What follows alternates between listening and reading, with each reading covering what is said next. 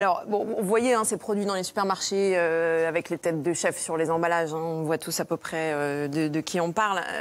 Alors, je ne vais pas faire du suspense, évidemment. Ces produits sont loin d'être meilleurs que les autres. Je vais vous donner quelques exemples très concrets.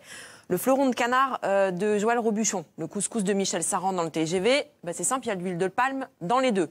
Thierry Marx et ses bars et ses boissons énergétiques bio, elles ne sont pas vraiment bio. Je continue. Les mais ça cornichons. peut être bon, même avec de l'huile de palme. Et même quand c'est pas bio. Mais c'est pas bon pour la santé. C'est pas bon pour la planète, mais ça peut être bon à manger quand même. Mais c'est pas bon pour la santé. Mais là, on parle de qualité nutritionnelle. Là, on parle vraiment d'étiquette et de qualité nutritionnelle. Non, très bien. Je continue, les sauces et les cornichons de Marc Vera, elles contiendraient des arômes et même un additif dangereux. La semoule à la fleur d'oranger de Guylaine Arabian pour bébé, du sucre ajouté, enfin voilà, j'en passe et des meilleurs. Alors, c'est une enquête sérieuse qui a été menée par l'association Foodwatch, qui est une asso indépendante, avec France Info. Ils ont passé en fait au crible les rayons de supermarché sur à peu près une soixantaine de ces produits qui affichent donc les chefs stars sur l'emballage. Donc le résultat est tout simplement ahurissant. On serait même proche de la malbouffe dans certains cas quand même. Donc tout ça bien emballé dans des je l'ai, l'appli qui permet de scanner les codes barres et qui dit tout est dégueulasse. Oui, il paraît qu'elle n'est pas si bien que ça. Mais non, quand vous avez cette appli, vous avez tellement peur que vous allez faire une psychanalyse après. Vous allez au rayon des surgelés. C'est la doctrine pour tout le monde. Soit c'est trop sucré, soit c'est trop calorique. C'est horrible. On peut rien soit c'est pas bon. Voilà. Ensuite, tu vas t'allonger 25 ans. Il y a quand même du bon là-dedans ou pas du tout? Alors, bon, moi, j'ai contacté ces chefs quand même, parce que ça m'intéressait d'avoir leur avis, évidemment. Bon, alors, je vous avoue évidemment que peu ont souhaité me répondre, bizarrement. Ils ont été assez peu loquaces sur la question.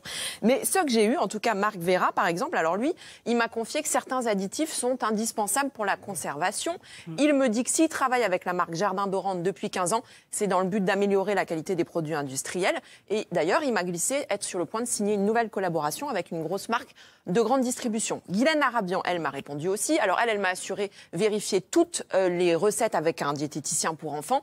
Elle m'a même dit avoir fait changer régulièrement les matières premières à Carrefour pour des produits de meilleure origine, comme un poisson par exemple. C'est l'exemple qu'elle m'a cité. Michel Saran, lui, par exemple, alors il regrette profondément le cahier des charges de la SNCF qu'il juge beaucoup trop compliqué, et puis les contraintes de la cuisine TGV. Voilà, bon, bref. Alors, maintenant, on va parler argent, parce que c'est quand même aussi un peu la question qui nous intéresse tous. Oui. Voilà. Alors, évidemment, mettre l'image d'un grand chef sur un packaging, on le sait, ça coûte beaucoup d'argent.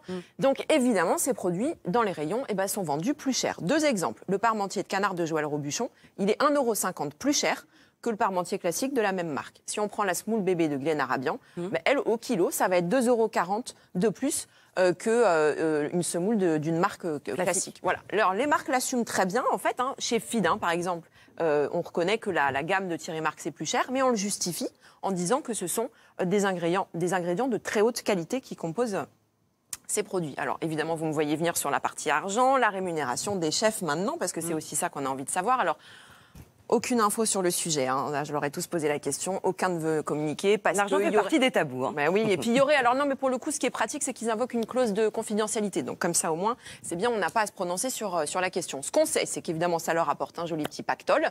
Mais pour autant, il y en a quand même certains qui refusent de collaborer avec la grande distribution, qui refusent même d'en rencontrer les acteurs, comme Alain Ducasse, qui lui dit que pour éviter ce genre de collaboration, c'est même pas la peine d'aller au rendez-vous auquel il a été sollicité, j'imagine, quand même de nombreuses fois. Il dit qu'il a même pas besoin de rentrer dans cette course. Voilà.